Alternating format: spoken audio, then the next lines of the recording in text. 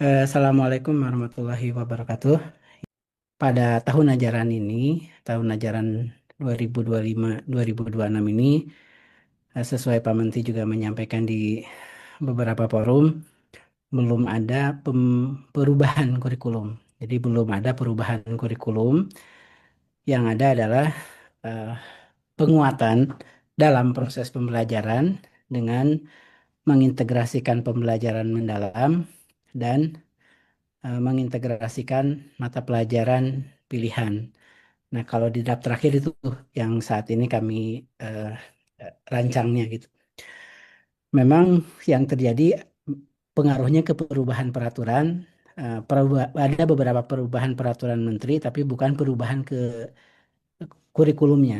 Ini biasa mungkin terjadi juga kita dalam perjalanan kurikulum kita, misalkan kurikulum 13 juga sejak diterbitkan di 2013 pada saat itu eh, beberapa kali direvisi peraturannya, tapi kurikulumnya itu tetap. Misalkan pertama kali Permendikbud 81A, lalu direvisi di tahun 2014, direvisi lagi di 2016, dan direvisi lagi 2018. Peraturannya ada perubahan-perubahan, penyesuaian, tetapi secara substansi itu masih kurikulum 13. Nah, begitu pula untuk saat ini yang kurikulum Merdeka secara substansi itu tidak pergantian kurikulum, tapi ada perubahan peraturan untuk penyesuaian kebijakan dua hal tadi. Yang berubahnya atau yang dilakukan penyesuaiannya itu ada terkait kurikulum itu ada yang di level standar, peraturan terkait standar, ada peraturan yang berkaitan dengan eh, kurikulum. Peraturan yang berkaitan standar yang direvisi adalah standar kompetensi lulusan dan standar isi.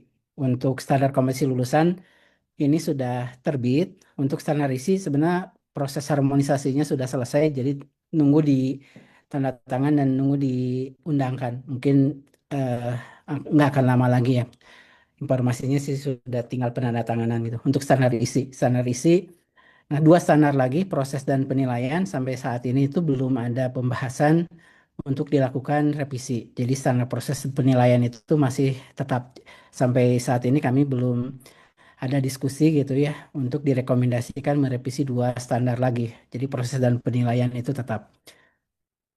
Lalu selanjutnya setelah dipertimbangkan karena perlu memperbaiki terkait dengan pembelajaran masuk ke dalam kurikulum, pendekatan pembelajaran masuk ke dalam peraturan kurikulum, lalu mata pelajaran pilihan coding kecerdasan artifisial itu juga perlu masuk ke dalam eh, kurikulum, maka eh, kami melakukan revisi. Revisinya itu bentuk perubahan peraturan menteri. Jadi bukan pergantian menteri, bukan pergantian peraturan, tapi perubahan. Perubahan itu seperti PP 4 melakukan perubahan terkait PP 57. Jadi nantinya hanya ada beberapa pasal yang disesuaikan. Jadi tidak seluruh pasal. Sehingga peraturan 12 itu masih tetap berlaku.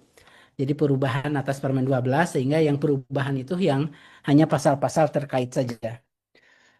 Nah, oleh karena itu Ibu Bapak, di dalam peraturan 12 itu kan mengatur struktur kurikulum itu mencakup intrakurikuler, kokurikuler, dan ekstrakurikuler. Jadi dalam kurikulum itu ada intrakurikuler, ada kokurikuler, dan ada ekstrakurikuler.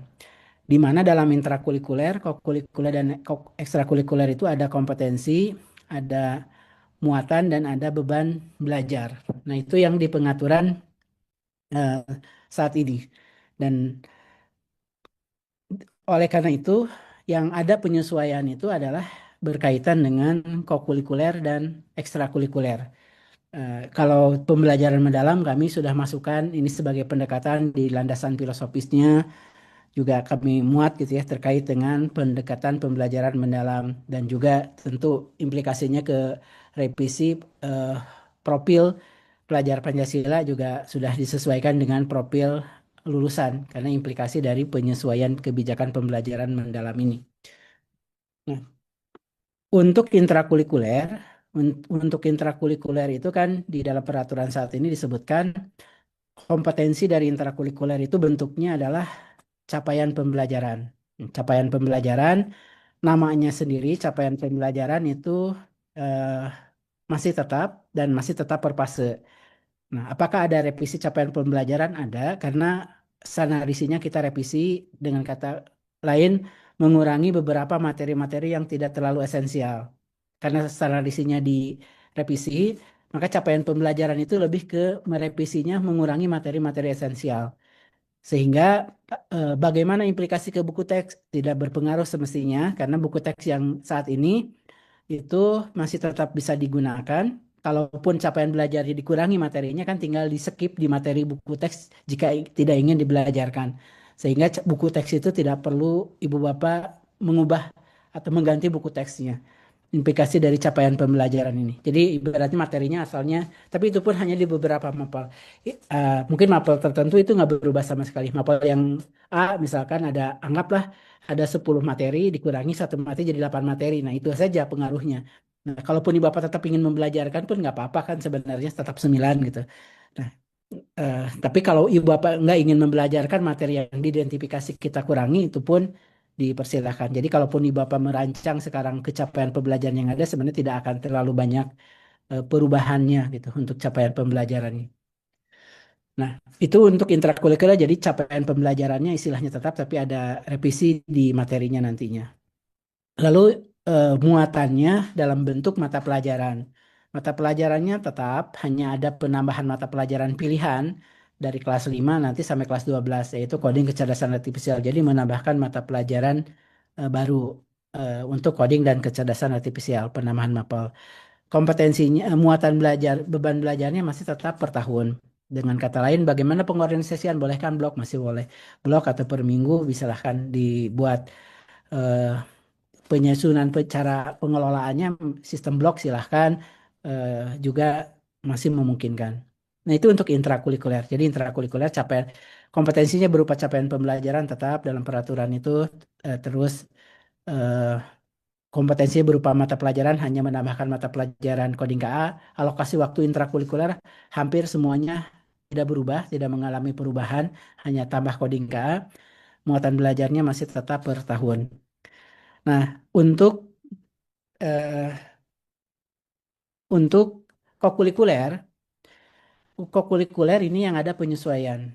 Jadi kalau di dalam peraturan saat ini, kokurikuler itu kan ditetapkan kompetensinya dalam bentuk dimensi profil pelajar Pancasila, eh, muatannya dalam bentuk tema yang ditetapkan oleh pusat, beban belajarnya per tahun, bentuknya dalam bentuk minimal P5. Nah, ini ada pembaharuan.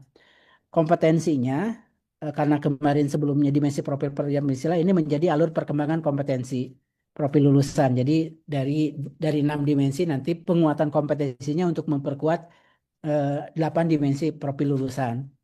Jadi kompetensinya kemungkinan ada penyesuaian menjadi 8 dimensi kompetensinya. Lalu eh, muatannya sama, muatannya itu harus ada bentuknya itu tema. Cuma kalau kemarin temanya ditetapkan oleh pusat, sekarang temanya diserahkan ke satuan pendidikan. Lalu beban belajarnya per tahun. Dengan kata lain, bolehkah masih blok? Silahkan, masih boleh. Nah, bentuknya ini yang kita perbaharui. Kalau sebelumnya, kokurikuler bentuknya minimal dalam bentuk P5.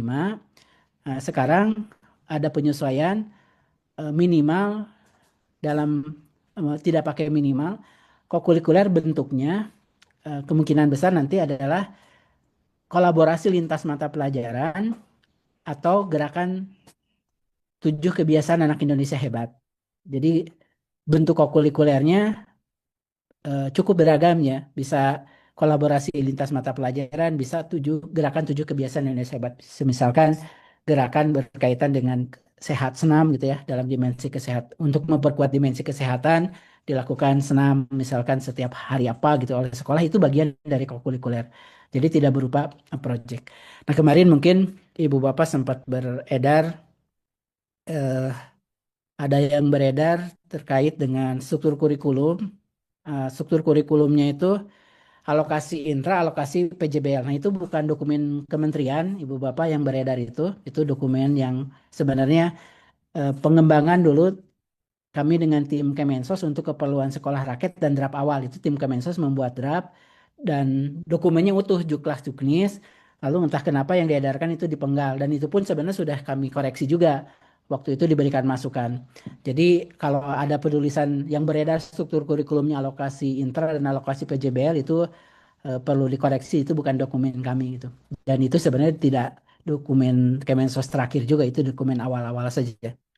Nah, penyajiannya Ibu Bapak tadi karena bentuknya penyesuaian alokasi P5 ini di dalam struktur kurikulumnya menjadi alokasi intrakurikuler dan alokasi kokurikuler. Jadi langsung menggunakan terminologi yang umum. Alokasi intrakurikuler, alokasi kokurikuler. Untuk SD SMP itu hampir sama persis ya alokasi waktunya. Di SMA sedikit penyesuaian di kelas 10 terutama untuk mata pelajaran yang hanya 2 jam. Kalau sebelumnya misalkan Pancasila alokasi waktunya 72 jam, 54 intra, 18 P5 sebelumnya. Nah, sekarang yang alokasi waktu 2 jam itu kami habiskan fokus untuk intra. Jadi misalkan Pancasila menjadi total 72 jam di intra, kokurikulernya tidak ada alokasi waktu. Jadi yang alokasi waktunya dulu nanggung-nanggung gitu ya, yang hanya 18 gitu, yang hanya nanggung, nah itu yang kemudian dikosongkan. Nah, kalau total jam beban mengajarnya sama tetap nggak ada perubahan. Jadi misalkan kalau sebelumnya 3 jam guru Pancasila, sekarang tetap Pancasila 3 jam di SMP. Misalkan agama sebelumnya 3 jam, sekarang tetap 3 jam. Total beban mengajarnya tetap. Jadi kalau ada pertanyaan, alokasi untuk kokurikulernya masih ada tersendiri, masih ya. Tapi bentuknya tadi mengalami penyesuaian. Ada penyesuaiannya kurang lebih ini. Kemungkinan besar ini ya. Jadi kalau 100% yakin, 100% mungkin setelah permennya keluar ya.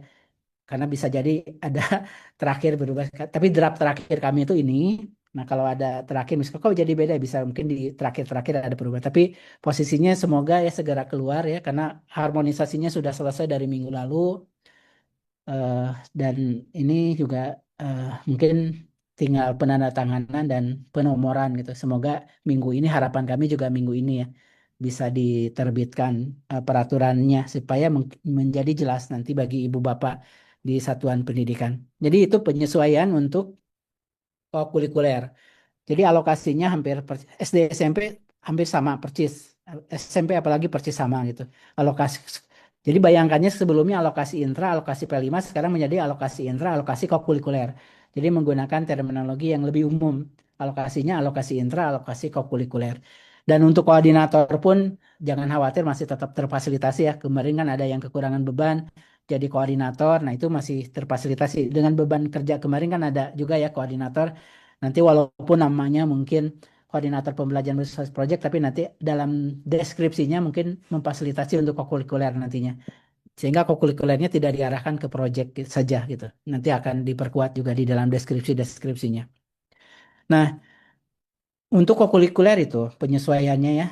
Jadi alokasinya tersendiri tetap, eh, terus ke temanya nanti jadi satuan pendidikan. Jadi aktivitasnya lebih beragam nanti, kolaborasi lintas mata pelajaran. Jadi tidak lagi melulu ke proyek atau produk. Tapi misalkan, oh untuk memperkuat dimensi iman takwa, sekolah membuat program, misalkan dalam 7 kebiasaan Indonesia untuk agama, misalkan apakah keagamaan, misalkan sholat duha atau mengaji bersama 1 jam, itu bisa jadi dalam rangka memperkuat dimensi kesehatan, iman takwa misalkan. Jadi bisa aktivitasnya yang cukup beragam. Atau misalkan, oh ini memperkuat kolaborasi MAPEL belum kuat, kita buat program yuk kolaborasi bersama, misalkan program STEM gitu. Lintas mata pelajaran dengan program STEM gitu untuk memperkuat, memperdalam mata pelajaran, itu juga bisa jadi kokurikuler. Nah, ketiga adalah ekstrakurikuler. Kalau ekstrakurikuler yang kami perbaiki adalah mengeksplisitkan, kalau sebelumnya kan implisit, tidak tertuang dalam peraturan, dituangkannya dalam panduan, sekarang dalam peraturan kami eksplisitkan, kemungkinan nanti eh, sekolah wajib menyediakan eskul pramuka atau kepanduan lainnya. Jadi dieksplisitkan itu. Nah, apakah nantinya eh, untuk siswa menjadi wajib nggak? Kalau siswa masih sukarela. Yang diwajibkannya sekolahnya menyediakan eskul pramuka atau kepanduan lainnya. Itu mungkin yang penyesuaiannya. Nama kurikulumnya tetap masih sama saat ini, masih sekolah ada yang menggunakan kurikulum Merdeka dan ada K13 karena K13 kan masih 1 atau 2 tahun ke depan kan penyesuaiannya. Apakah ada mekanisme pendaftaran untuk yang beralih ke kurikulum Merdeka? Kemungkinan besar tidak ada pendaftaran. Kemungkinan nanti akan difasilitasinya sekolah yang mengubah sendiri dapodiknya. Kalau K13 ke kurikulum Merdeka nanti boleh mengubah balik ke berpindah, tapi kalau yang kurikulum Merdeka tidak bisa berpindah ke K13 karena kan tinggal 1 atau 2 tahun lagi K13 itu sudah berakhir gitu. Jadi yang diperkenankan kemungkinan nanti mengubah dari kurikulum 13 ke kurikulum Merdeka. Dan mungkin nanti tidak ada pendaftaran sendiri ya. Kemungkinan besar tidak ada pendaftaran. Sampai saat ini opsinya tidak ada pendaftaran, jadi nanti tinggal sekolah menyesuaikan dalam dapodiknya. Nah, itu penyesuaian-penyesuaiannya.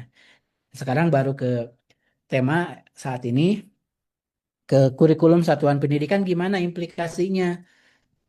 Kurikulum satuan pendidikan ada peraturan menteri, norma-norma yang ada dalam peraturan menteri terkait kurikulum satuan pendidikan itu tidak kami otak-atik sama sekali. Norma yang ada di dalam peraturan menteri bahwa kurikulum ditetapkan satuan pendidikan, bahwa komponen minimalnya apa itu tidak berubah. Cuma nanti ada penyesuaian tentunya ya di dalam panduannya karena terkait dengan kalau di dalam permen kan bahasanya hanya bahwa komponen minimal adanya karakteristik, tujuan, pengorganisasian, dan perencanaan hanya itu aja. Nah, nanti pembaharuannya mungkin bagaimana pengorganisasiannya, bagaimana perencanaannya. Itu yang mungkin akan kami sampaikan ini penyesuaian-penyesuaiannya.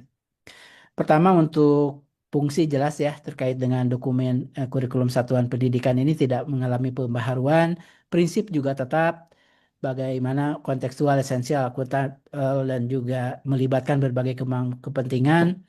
Lalu sasarannya juga sama ya untuk kepala satuan pendidikan ngapain untuk pendidik, untuk tenaga pendidikan, untuk dinas, untuk para pengawas dan penilik ya. Karena untuk pengawas pendidik juga ini tagging dari kemarin ya untuk mendorong tiap satuan pendidikan di bawah binaannya mengembangkan kurikulum secara kreatif inovatif yang dijadikan sebagai referensi tiap anggota satuan pendidikan dalam merencanakan pembelajaran yang mengembangkan kompetensi murid dan pencapaian dimensi profil lulusan. Jadi penyesuaiannya untuk pencapaian dimensi profil lulusan.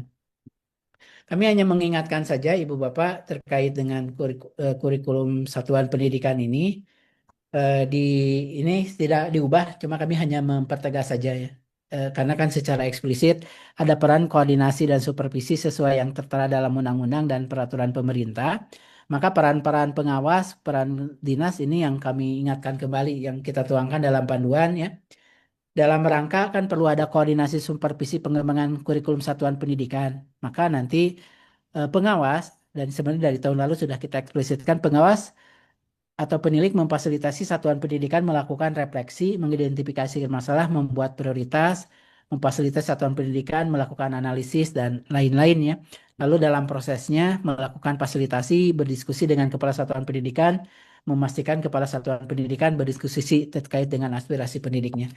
Nah, lalu nanti peran eh, ini, peran koordinasi dan supervisi kan karena amanah undang-undang dan PP, satuan pendidikan itu nanti harus menginformasikan, jadi penetapannya memang betul oleh sekolah. Tapi nanti setelah ditetapkan, karena kita perlu menjaga juga kualitas kurikulum yang disusun oleh satuan pendidikan, karena jangan sampai mereka udah punya kewenangan, netapin lalu bikinnya asal-asalan gitu ya. Tidak atau hanya copy paste, nah itu kan perlu kita jaga. Maka nanti sekolah perlu menyampaikan ke dinas melalui pengawas bahwa satuan pendidikan sudah mengembangkan dan menetapkan. Nah, dinas nanti diwakili pengawas perlu melakukan supervisi terhadap satuan pendidikan untuk memastikan dokumen ini selaras dengan prinsip dan yang dijaga adalah komponen minimumnya.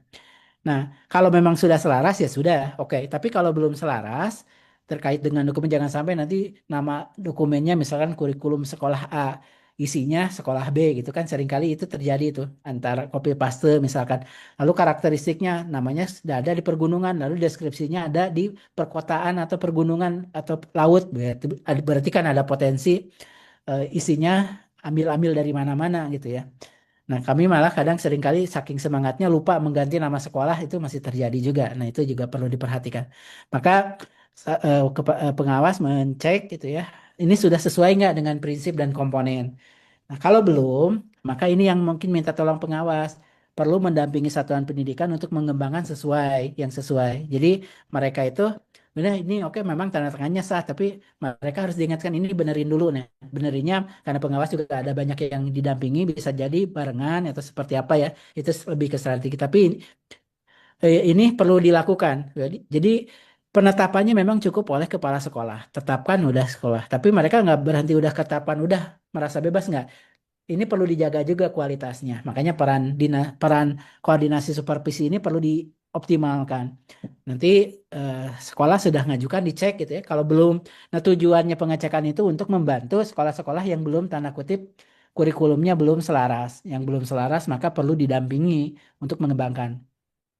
Nah, itu yang mungkin mengingatkan saja terkait peran koordinasi ya, karena di eh, di apa di di undang-undang kan secara eksplisit ya kurikulum satuan pendidikan ini perlu ada koordinasi dan supervisi. Di PP pun disebutkan koordinasi dan supervisi. Maka peran koordinasi supervisinya itu diperjelasnya di dalam peraturan itu, di dalam panduan itu seperti ini. Jadi satuan pendidikan informasikan ke dinas, dinas nanti mengembangkan lalu dinas mewakili ngecek ya. Kalau memang tidak ada masalah ya sudah. Tapi kalau ada masalah, nah itu yang perlu didampingi satuan pendidikannya sehingga menjadi perbaikan di satuan pendidikannya. Nah, sekarang baru ke komponen minimum. Komponen minimum Ibu Bapak tetap di dalam peraturan itu nggak kita otak-atik, ada 4 minimumnya yang perlu ada. Eh, Satu karakteristik satuan pendidikan. Nah, mungkin karakteristik satuan pendidikan ya kan setiap tahun menyesuaikan. Mungkin karena ada siswa yang menyesuaikan, ada guru yang menyesuaikan ya silahkan disesuaikan. Visi misi tujuan tetap ya. Visi itu kan ya mungkin sesuatu yang ingin dicapai jangka ke depan ya mungkin antara 15-20 tahun ke depan.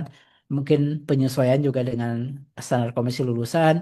Misi adalah menjawab misi ya, jeda mungkin 5 tahunan lah ya. Lalu tujuan ya tujuan wajar mungkin perlu ada penyesuaian tujuan ya di setiap tahun ini ada penyesuaian tujuan. Nah, lalu oh ya. Untuk yang sekolah baru atau lama tentu ada penyesuaian. Kalau sekolahnya memang belum punya, ya berarti mereka mulai merumuskan, menyusun gitu. Tapi kalau sekolahnya sudah lama, ya berarti tinggal analisis tinjau kembali. Sampai ini analisis tinjau. Kalau memang masih relevan ya sudah perbaiki beberapa saja.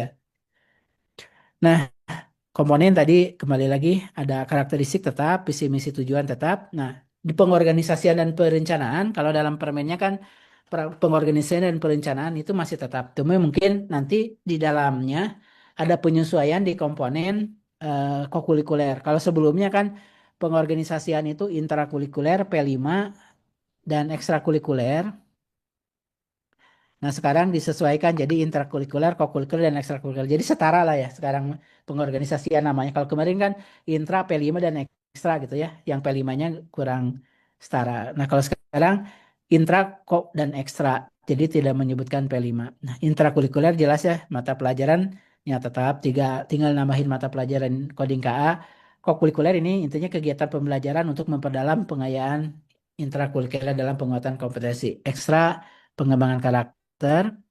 Nah, perencanaan belajar, nanti kan ada contoh perencanaan belajar.